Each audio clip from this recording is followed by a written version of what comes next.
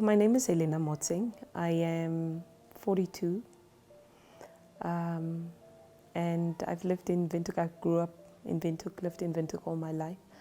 I come from a very small family, but something that is very significant about that family in relation to what we're recording today is the issue of infertility. It's not a strange phenomena in our family, even though we don't necessarily want to name it what it is.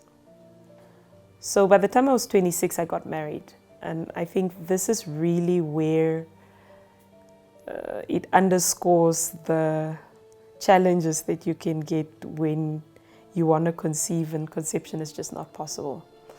So we got married. I was married for a total of 9 years to someone who already had a child before the marriage, a girl child before the marriage. So of course when I got married, the desire to have a male child was there. And so there's this silent pressure that's mounting on you because you're supposed to be the one who falls pregnant. So if there's a problem, the problem must be with you because you're the one who must carry this child. So in the first couple of years, we tried medical intervention as well, just to see if we can conceive. But I think by the time we really tried medical intervention, the marriage had become very unhealthy, and it had become unhealthy for a lot of reasons. But one of the reasons for sure was the inability to bring about a child. I met a guy from my village in 2016. Then we got married.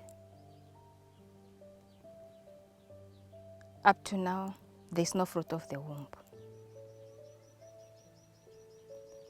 My husband is having kids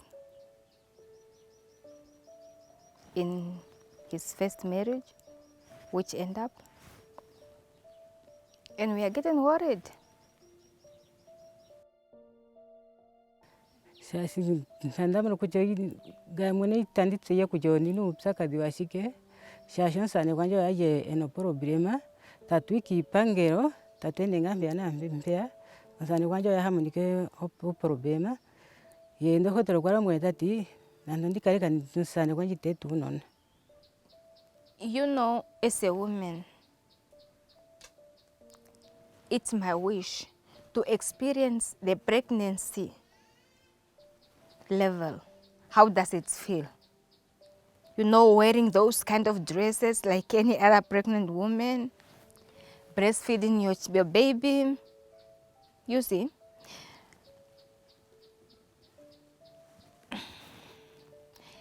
When my marriage was falling apart, at that time I was in the police. At that time, I was going around picking up dumped babies. And I remember there was one specific incident where we picked up a baby that was dumped in the academia area. And the baby was, presumably the mother gave birth, not sure whether the baby was alive or dead at birth, but the baby was put in a plastic bag, and the plastic bag was put in a handbag, and the handbag was thrown in a river. There was no water in the river, but the street kids that were roaming in the area found the handbag, and they thought there was food in the handbag.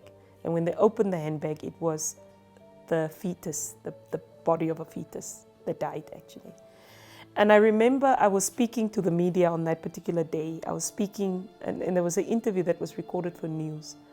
But I usually used to wear sunshades on interviews like that because it was particularly difficult for me to process how somebody would be able to do that when I know how difficult it is for me to have a baby.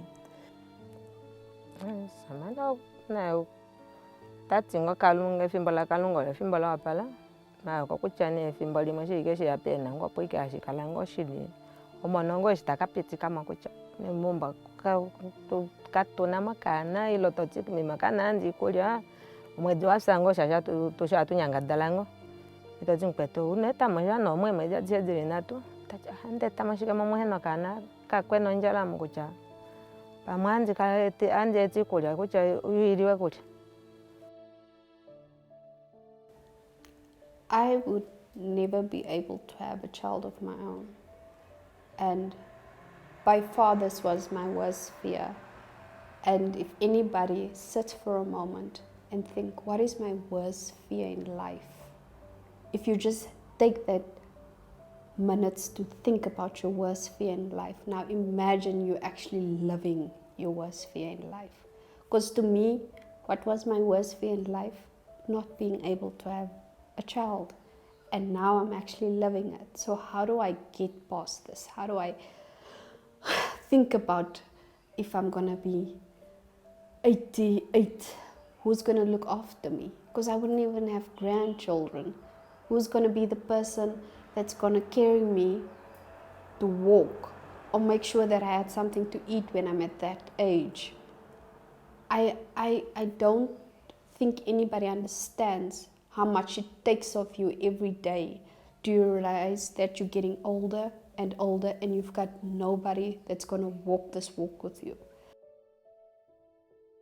For people who throw around the insensitivity intentionally, shame on you.